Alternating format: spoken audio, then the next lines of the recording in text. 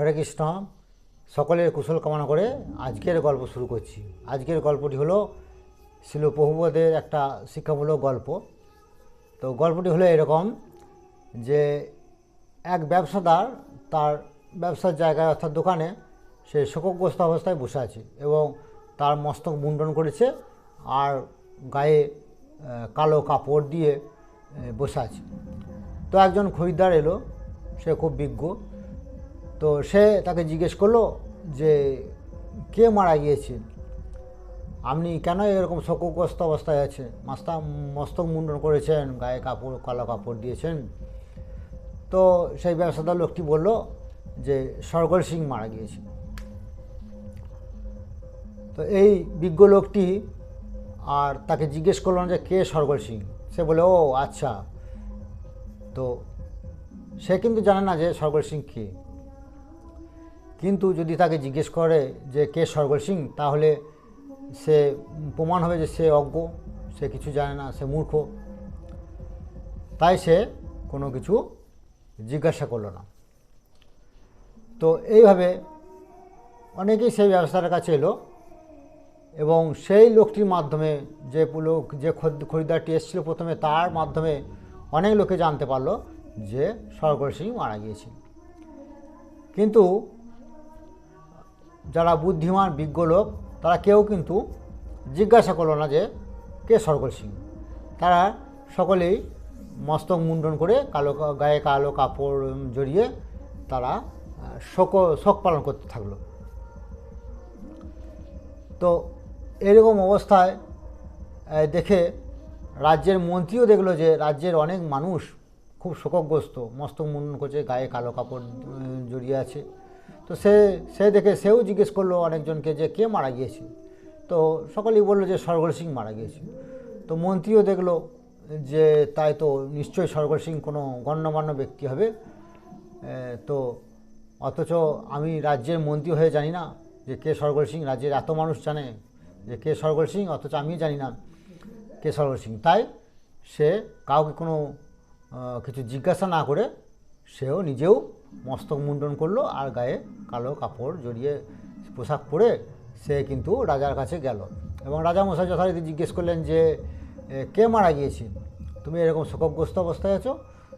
তো মন্ত্রী বলল সরগর সিং মারা গিয়েছে। সে ভাবলো হয়তো রাজামশাই জানবেন যে সরগর সিং কে বটে। হ্যাঁ, তো রাজামশাই বললেন যে কে সরগর সিং, আমি তো চিনি না, তুমি কি চেনো তাকে? তো মন্ত্রীমশাই ভাবলেন যে মন্ত্রীমশাই বললেন না আমি চিনি না, তবে রাজ্যের অধিকাংশ মানুষ এইভাবে শোকগ্রস্ত অবস্থায় আছে। তো রাজা বললেন যে যদি সরগর সিং কোনো গণ্যমান্য ব্যক্তি হয় তো অবশ্যই তার কাছে, তার পরিবারের কাছে আমার যাওয়া উচিত এবং এই সরগর সিংয়ের আত্মা শান্তি কামনার জন্য একটা শোকসভা করা উচিত। তো তুমি খবর নাও যে এই সরগর সিং কে। তো মন্ত্রীমশাই যথারীতি যারা যারা ওইভাবে কালো পোশাক পরেছিল আর মস্তক মুন্ডন, তাদেরকে জিজ্ঞেস করলো যে সরগর সিং কে। কেউ বলতে পারলো না সরগর সিং কে। তো জিজ্ঞেস করলো বেশ ঠিক আছে, তুমি কার কাছে শুনেছো? তো সে যার কাছে শুনেছে সে বললো যে আমি অমুকের কাছে শুনেছি। মন্ত্রীমশাই তার কাছে গেল, সেও বললো আমি অমুকের কাছ থেকে শুনেছি। এইভাবে তদন্ত করতে করতে মন্ত্রীমশাই সে মূল লোক, সে মূল প্রথম যে ব্যবসাদার যার মাধ্যমে এই সরগর সিংয়ের ঘটনাটা সবাই জানতে পেরেছিল, সে তার কাছে গেল এবং মন্ত্রীমশাই জিজ্ঞেস করলো যে আপনি যে শোকগ্রস্ত অবস্থায় রয়েছেন তা কে মারা গিয়েছে?